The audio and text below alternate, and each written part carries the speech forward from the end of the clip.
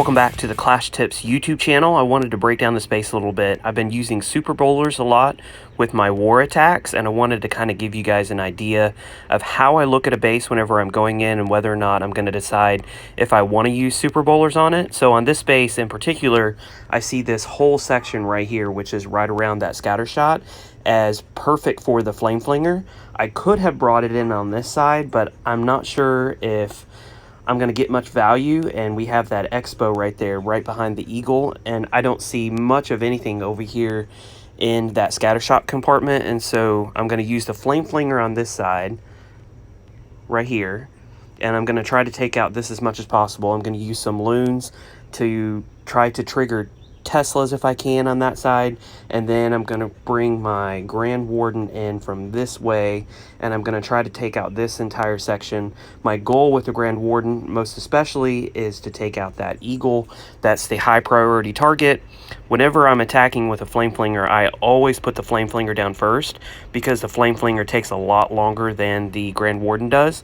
So once I put a few loons down and I come through here with those, my Flame Flinger will eventually take out this entire section, and then the Grand Warden will take out this entire section. Once all of these things are down, then I'm going to put my king right here. My king is going to transfer this way and go up the middle. I'm going to put my queen and my super bowlers, and I always lead my super bowlers with an ice golem. They're going to go in here, and then hopefully the goal is for everything to kind of track up through here.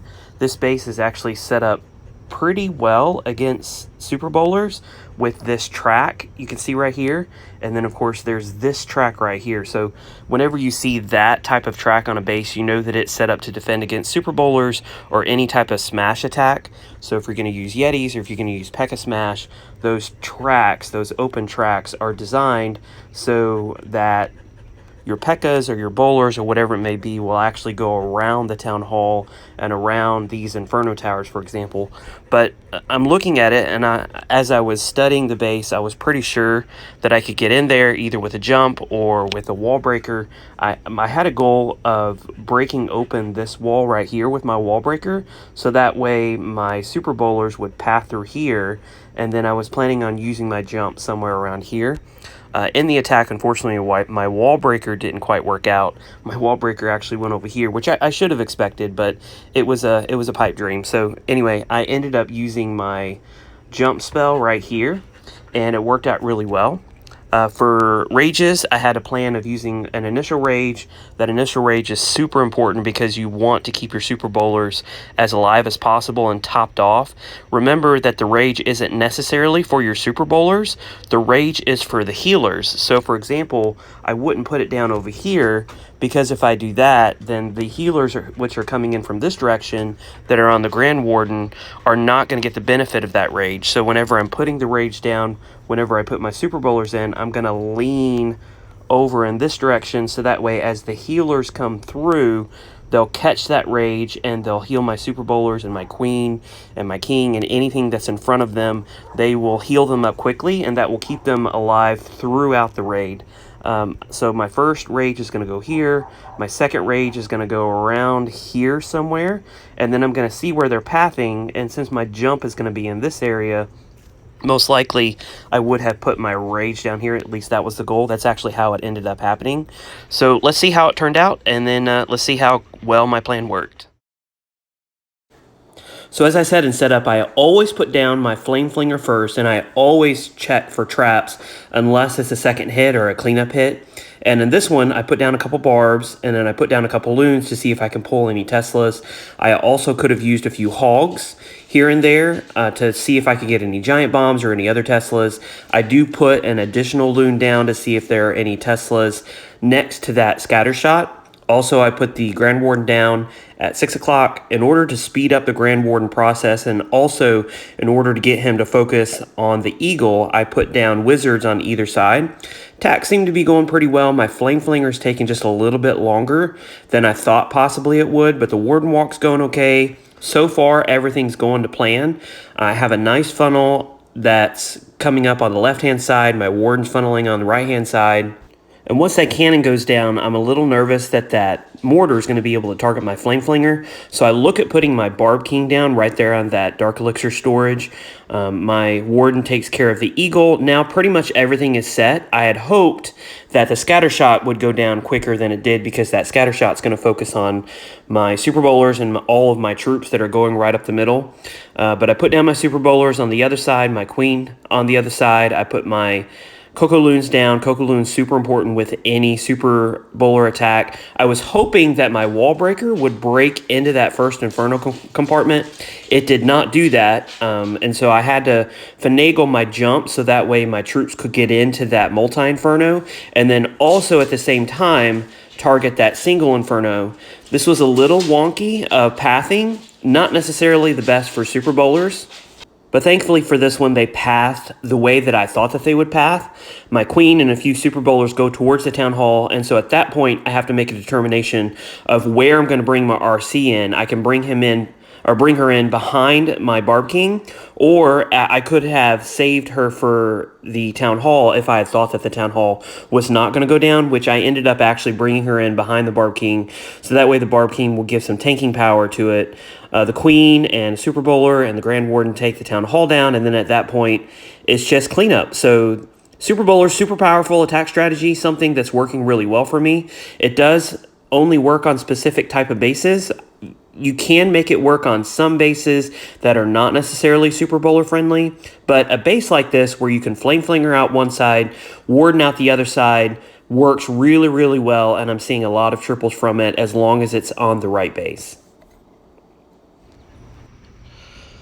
So on this attack, it was actually a cleanup. Matt actually hit it and got 94%. So I knew where all the traps were pretty much. My goal, which was his goal as well, he used Super Bowlers, didn't quite get it, but the goal was to bring the Flame Flinger in from this direction. This whole compartment is perfect for the Flame Flinger. Of course, he has this mortar right there that's set up to defend against a Flame Flinger. I was a little worried, and he was as well, whenever he put it in, that there might be some skelly traps right in this area in here, or maybe some hidden Teslas. And so he actually used a Yeti and put it in right here. Also, he wasn't quite sure about the range of that cannon.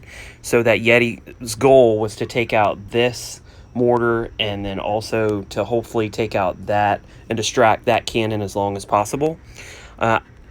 Didn't need to do that because there were no skellies in that area. There were no hidden Teslas, anything like that that could endanger the Flame Flinger. So I just used 2 loons right here to take out that mortar, and then the entire danger to my Flame Flinger is gone.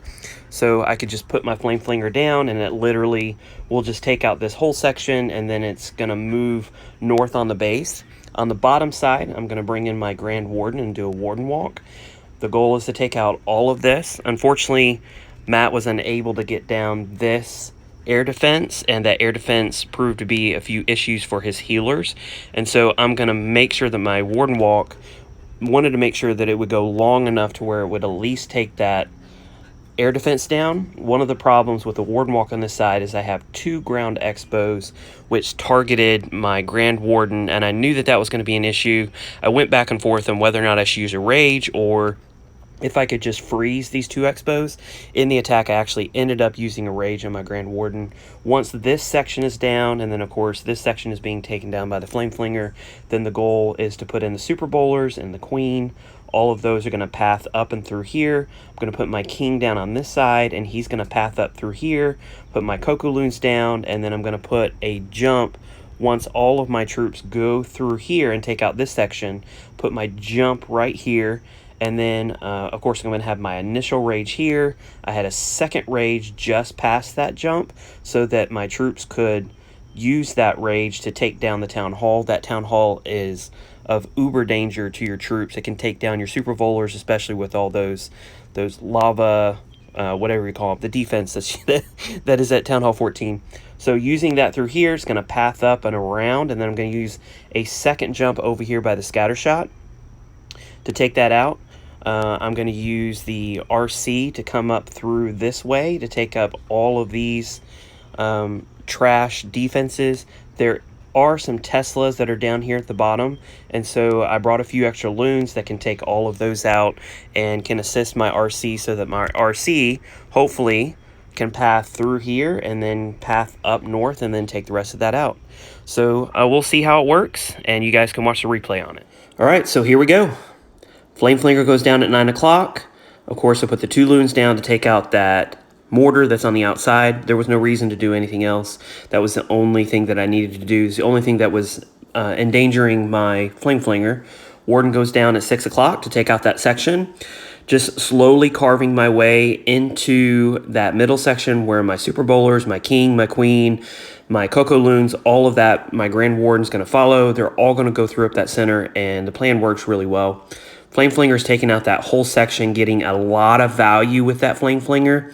And with any Super Bowl attack, if you can use a Flame Flinger, honestly with any attack, if you can get more than just a couple defenses, so the way that I basically look at it is if you can get more defenses than if you did a Yeti Blimp, and typically with a Yeti Blimp, you're going to take out Scatter Shot and maybe a Hero, maybe a Scatter Shot and the Eagle. So not insignificant, but if I can take out that or more with my Flame Flinger, then typically I'll always try to go with a Flame Flinger, even if I have to invest a few loons or a Yeti or a baby dragon or something like that to ensure that my Flame Flinger is not going to go down quickly.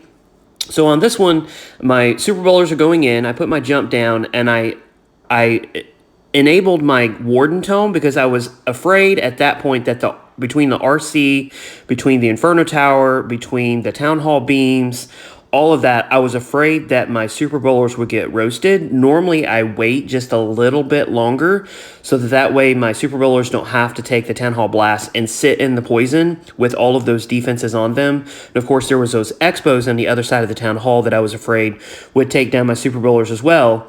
Looking back on this attack, they did take down a lot of my Super Bowlers, but thankfully it worked out well enough to where I was able to put in the RC at the bottom to take out those trash defenses. And then my King survived a super long time. My Queen kind of stayed behind him, and he served as a tanking mechanism. As they go into this last compartment, that Flame Flinger takes down the Eagle. I'm able to freeze that single Inferno so that way my King can beat through that wall, and my Queen can eventually come in behind. I timed the invisibility so that it goes down exactly when the Inferno Tower goes down, so that way I can target both of those cannons. RC at this point is just doing cleanup. So really nice attack from Matt. Thankfully to him, I was able to kind of copy his plan, and it worked out really well.